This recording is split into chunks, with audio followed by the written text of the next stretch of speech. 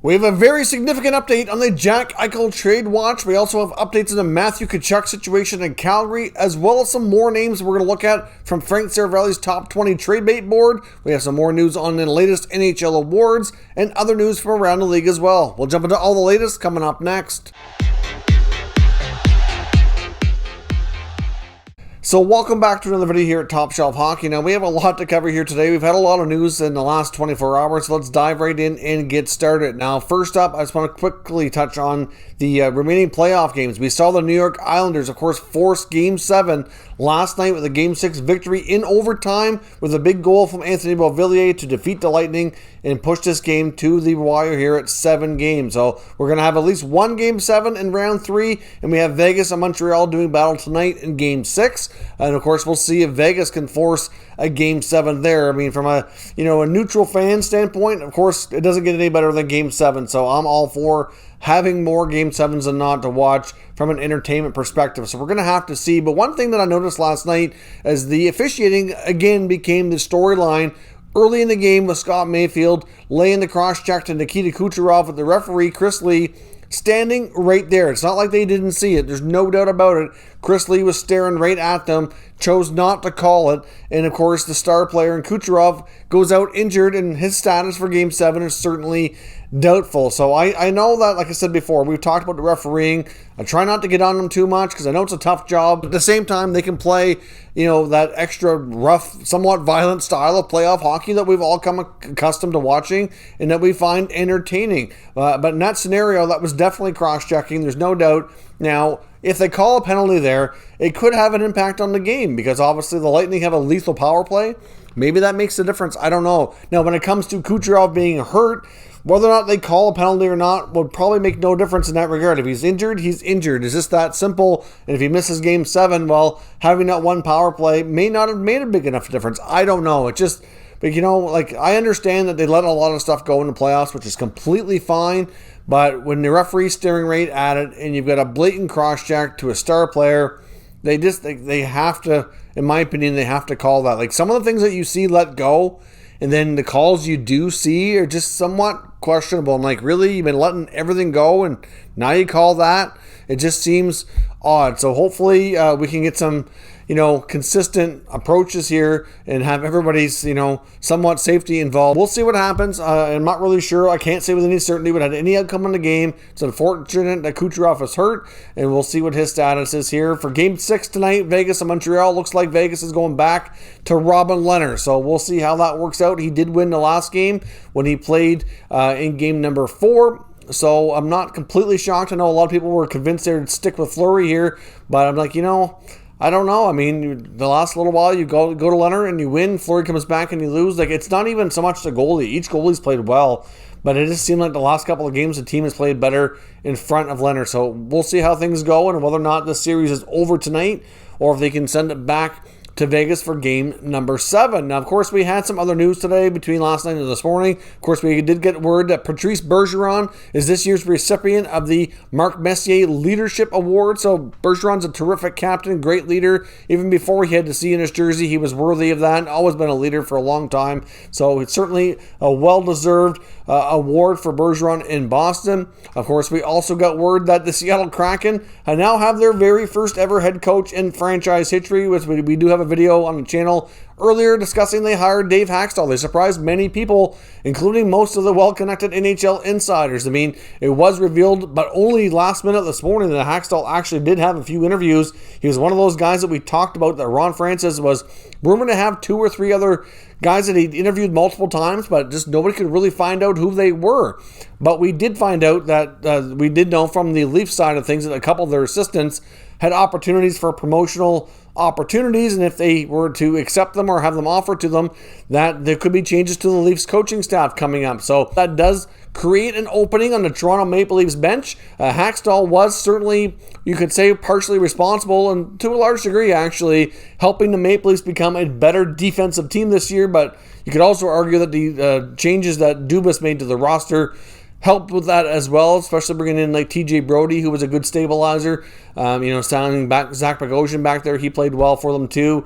But some of the other guys on the Leafs that were already there, certainly benefited from Hakstol's, defensive coaching. From Toronto's perspective, you have to wonder if hometown boy Bruce Boudreau might come home and take that assistant coaching job. There were some before that believed that Boudreau was close to being offered an assistant coaching job with the team before, but he was still pursuing head coaching opportunities, and that he didn't take it at the time because of that. And he still clearly loves the Maple Leafs, his hometown team, and it wouldn't be completely shocking if he's interested. It might be an odd situation having him be an assistant to Keefe, obviously after all those years of head coaching experience. But you know what? A lot of the other guys that Keefe's worked with, including Hakstol, who's was older and more experienced, so it really shouldn't be a big deal. I mean, Boudreau could offer a whole different approach, and it's already trending online, and there's already a lot of chatter if Boudreau will be the guy to replace him. So time will tell. We'll see what happens, but clearly the Kraken get their guy, and now the Leafs have to look for a new assistant coach to replace him. Now, before we jump into today's trade rumors, I just want to pause for a moment and acknowledge our channel sponsor, Manscaped. Top Shelf Hockey is proud to be sponsored by Manscaped. Of course, with Manscaped, we have a special offer here for all Top Shelf Hockey viewers where you can get 20% off and free shipping into all orders at manscaped.com. Now, of course, Manscaped just launched a brand new Lawnmower 4.0 trimmer, which is a fantastic product. They've taken the level up here, even again with the skin-safe replaceable blades. It's waterproof, it's wireless charging, has a travel lock on it, as well as a nice light so you don't miss what you're doing. So certainly a terrific product. Now, many people associate Manscaped with their trimmers, which is certainly kind of their top product, but they do have a lot of other great options as well, including what they call the Weed Whacker, which is another trimmer for your ears and nose. And they have a variety of deodorants and sprays as well, which also keep you fresh and are terrific as well. So certainly Manscaped has a lot to offer, and we certainly highly recommend all of their products. So check out manscaped.com and use promo code TSH for 20% off and free shipping. So thanks very much for watching that promotional video. I greatly appreciate it. Now, getting into today's trade rumors, there is a few more players I want to quickly touch on from an article we talked about yesterday, which was a new piece in the dailyfaceoff.com from Frank Saravalli, who's now a big part of their team. So we talked about a bunch of guys yesterday and a few other names that were on there that I didn't want to get to because I was going to make the video too long. I want to touch on quickly here today. Includes Sami Niku of the Winnipeg Jets. He's a player that he feels has kind of fallen out of favor in Winnipeg, could benefit from a fresh start. Niku had a hard time getting into the lineup last year as well. And at this point, considering Niku's age and how long he's been around the Jets organization, the former AHL Defenseman of the Year is probably best that he move on and find a fresh start and see if he can get his career on track to be a regular in another organization. I mean, to a degree, it's a little bit surprising given how weak the Jets blue line has been the last couple of years since they've had all those changes, but they did bring in some other players who they felt more comfortable putting in the lineup there. So I think it's fair to say that Niku's time in Winnipeg very well could come to an end. So he's another guy to watch. We've also got Warren Foegele in Carolina is another name. Not that Carolina really necessarily wants to part with him, but he's an RFA. He needs a new deal. And the big thing with Warren Foegele is he's played well, but he's limited to what he can be in Carolina because of the players playing ahead of him on the depth chart. On the left side where he plays, you've got Svechnikov and Nino Niederreiter. So, typically he's only ever going to be like your third best winger on that side, and that's a tough spot to be. You're not going to really ever get a top six role unless there's injuries or something. And that's tough for him to really, continue to propel his career forward. So it's believed that Foegele would welcome a trade with a chance to play higher on a team's depth chart. So no guarantees he gets moved, but he does need a new contract, and it might make more sense if they move him and let him sign elsewhere to kind of find that opportunity and maybe get something back in return that's more futures based or a more regular bottom six guy that might fit better with Carolina. I'm not sure what they're going to ask, but obviously he's a guy looking for a change of scenery there. Now, another player that would like to be moved would be Florida Panthers defenseman Anton Stralman. Of course, he's coming off a longer-term deal paying him $5.5 million, but he's down to 1 year, and it looks as though with the new regime there between Quenneville and Zito that he's kind of fallen out of favor, and they would prefer to move on from that if they are able to. They may be able to retain salary, but there was certainly a situation last year where he didn't play as much, was even scratched at times, and it's believed, like I said, that they would like to move on. They'd like to find a way to get out of that contract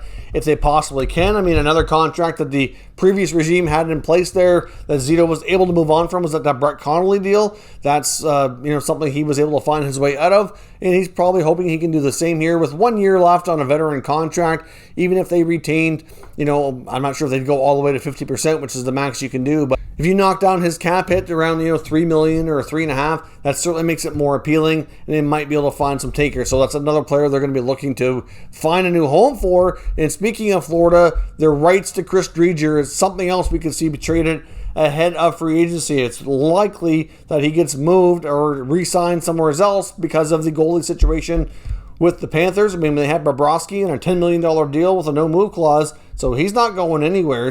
And then, of course, you get the young up-and-coming Spencer Knight, who proved his worth in the limited time he saw this year. So it only makes sense that Driedger gets traded or signs a free agent elsewhere. They're not going to get a lot for him because it would just be his rights being traded, but it's likely that if Driedger can be permitted to speak to other teams, which many believe he will be ahead of free agency, that maybe he could find the team he's looking to go to, and they'll trade his rights to get a mid-round pick or something back, just so that team can have exclusive negotiating rights and get a deal done before everybody else can speak to him during free agency. So we'll see what happens in that regard, but those are certainly some of the other teams and players that I wanted to mention here that you could find on the move. But the bigger news today is Matthew Tkachuk and Jack Eichel. Now, starting with Matthew Tkachuk, of course, we talked about the other day that there was news from NHL Network radio analyst Shane O'Brien saying that he, of course, is connected to a lot of people around the NHL, given the fact that he played a long time, is now on the media side of things. But he claimed to have information that Matthew Tkachuk wanted out of Calgary. We have new reports where the Calgary Flames have absolutely refused to acknowledge these reports, saying that it's BS. Now, of course, keep something in mind. The Calgary Flames, even if this were true, would likely never come out and say, yes, Matthew Tkachuk has told us he wants out. They would never do that. That would be insane on their part. They would lose all leverage in trade talks. And like I told you before, GMs or assistant GMs are never going to come out and just give you their full plans and be like, yeah, we're going to trade this guy, we're going to look to sign this player. They can't do that. Part of it is, well, it could be tampering if they're talking about other players. And secondly, they're not going to tell you their plans because, like I said, they lose all the leverage, and then, they can't get a deal done anymore without paying through the nose or giving it up for nothing, or depending on what the deal is, right? So they're not going to do that. It's just plain and simple. However, I like said in that video, and a lot of you that commented said, all this is BS, it's never going to happen. And you know what? If you listen to what I said in the video, I said myself that I think it's extremely unlikely to happen, and I'm going to wait for additional reports to be substantiated that Tkachuk does indeed want out. But like I said, if he did want out, it would make sense that St. Louis would be his preference, given that that's his hometown where he spent the bulk of his time growing up. His father started playing with the Blues organization when he was 3 years old, played there a long time. The Tkachuk still call St. Louis home. Keith Tkachuk and his wife have actually taken in some of the Blues rookies as well. I think it was Robert Thomas lived with them in his first couple of years he was with St. Louis. They're very much involved as an alumni in and around the city. So, it would make sense that the Tkachuk boys, either Matthew or Brady, at some point in their career, when the time is right and the opportunity is there, that they would be interested in that. If they're not going to play in their existing cities, St. Louis would be very appealing. There's no doubt. But beyond that, I have no reason to think we're going to see anything. If I'm the Calgary Flames, I am not trading Matthew Tkachuk. Now, if he wants out and he's trying to force our hand to do so, that's a different story. But to me, you build around Tkachuk, you don't trade him. And I also mentioned that the other day, Boudreau and Monahan, to me, are the two guys that you consider moving to try to make upgrades to the team and shake up that core. Guys like Tkachuk and Lindholm, Mangiapane, they're the ones you continue to build around. You're probably going to see some changes possibly in the back end with Giordano possibly being dangled to Seattle as well. But, you don't move your core piece. And I would think a guy like Daryl Sutter would be able to bring out the best in Tkachuk. He would appreciate the way he can play. So to me, you don't do that, and I'm sure that Sutter would be very much against a Tkachuk trade. But like I said, we don't know what Matthew Tkachuk really thinks unless he comes out and makes it public, or his agent does, which is his uncle, by the way. I don't see that happening. So we'll see. But as of right now, we're going to say that the likelihood of Matthew Tkachuk getting traded is pretty much slim to none.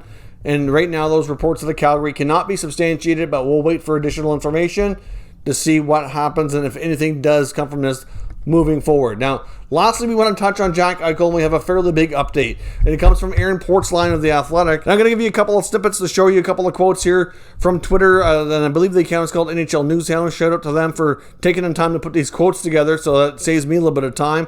So certainly check them out if you're on Twitter. They're a great account to follow and get lots of information.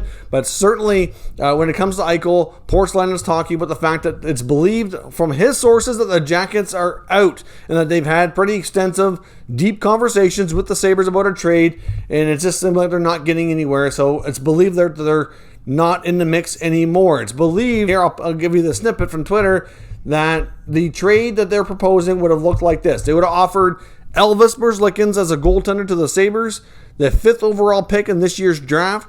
They also would have been given one of the 2 young players here. They would have a choice between Texier or Peak. And then they've also had a choice between Chinnikov and Marchenko. So you're getting 2 pretty solid young up-and-coming players, the 5th overall pick, and a solid goaltender under contract in Elvis. So that's 4 really good pieces. And apparently that's not good enough. Now, I can understand perhaps why it wouldn't be. Now, of course, the goaltender I think would be appealing. The 5th overall pick would be appealing. Maybe those younger prospects they just feel are not as high quality as some of the other teams and what they have to offer. But this article also goes on here to say, and I'll show you the other piece to this, that it says that it believes that the Blue Jackets would prefer to include Patrik Laine.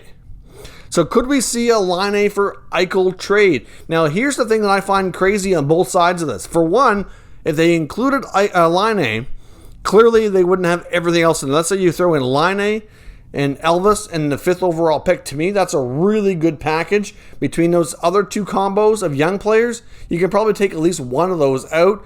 Maybe you offer up, I don't know, either Texier or Peak. So you get a choice of one of those 2 young guys. Probably, if I'm Columbus, I'm probably pushing for Peak because I like Texier a little bit better. That's just my preference. So you put in Peak, Laine, Elvis, and the 5th overall pick. To me, that's a pretty darn good trade. Now, of course, I don't know what else they would take out to put Laine in. Maybe they would try to take out Elvis instead. I'm not sure. But certainly the fact that if they're willing to include Laine, those discussions would have taken place, and Adams is not budging, to me, that, like, because the article says that there's not clear if the Sabres would have interest. I'm like, why wouldn't they? Laine is coming off a down season, but he's a guy who is proven to be, he's a young 40 goal scorer who's not even hitting his prime yet. And you're taking a ton of money off the books with Eichel that you could afford to pay him. What is Kevin Adams thinking? Now, I can understand why he wouldn't pull the trigger just yet, because there's still lots of negotiating to do, and there's lots of teams that can maybe offer you something better. But to me, like, I would think they'd still be in the mix with that kind of an offer. Now, here's the other part I find extremely crazy. If you're Columbus and you're trying to trade for Jack Eichel because you desperately need a number 1 center, and you have Patrik Laine on your roster, who you gave up a pretty good player to get in Dubois, why would you want to trade him? Would you not want Laine to play with Eichel? To me, that might be a pretty darn good combo. Like, I don't know. I mean, obviously, now if you're, because the article, Portzline says that they would probably prefer to include Laine. Now, it's not even so much that the Sabres were pushing them to include him. That wasn't what he said. He said that they would prefer it, but it doesn't look like the Sabres are interested. So to me, that is crazy on both sides. Now, it's also been reported before that the Kings were out. I've seen reports saying that the Rangers are likely out. Now we're saying that the Jackets are out. That's not a lot of teams left. At least out of the ones that were considered to be very serious. You could throw in the Ducks. You could throw in maybe the Wild. As for teams that were really serious, like other teams, even like Boston was believed to be interested a while back, but they don't seem to be in the mix now. So who's left? Kind of, as you narrow things down on teams come out of the race, then you kind of lose your negotiating power a little bit. So to me, like he said, that some of these teams could jump back in because the price is going to have to change. I understand Adams is trying to hit a home run here, and obviously he's under a lot of pressure to get this right and to get a good haul in return. But at the same time, you've got a player that's dealing with a significant injury who wants out, and everybody knows it.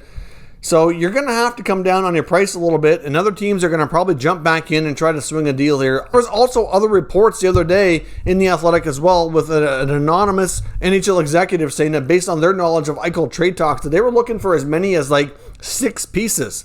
So it makes sense that the reports we're getting from Portsline and what was being offered, why they're being rejected, makes the other reports appear to be more legit, that they are looking for like 6 pieces. It was reported before it was probably going to be about 4 pieces, maybe 5, depending on what they are. But if they're really pushing their luck here to get 6 quality assets with multiple first-round picks and multiple players that are first-round like draft quality, they're insane, and they're not going to get that. And to me, they're going to end up stalling this process out. It's likely going to frustrate Jack even more because it might take longer for him to know where he's going, and the prices are just going to have to change. I don't see the Sabres getting 6 legit pieces that are close to first-round picks or first-round quality players. That just, to me, is not going to happen. 4 is reasonable. And that trade from the Blue Jackets, even though it might not be the best deal possible, it's pretty good, and to me, should at least keep them in the conversation. And if they trade things to include Laine,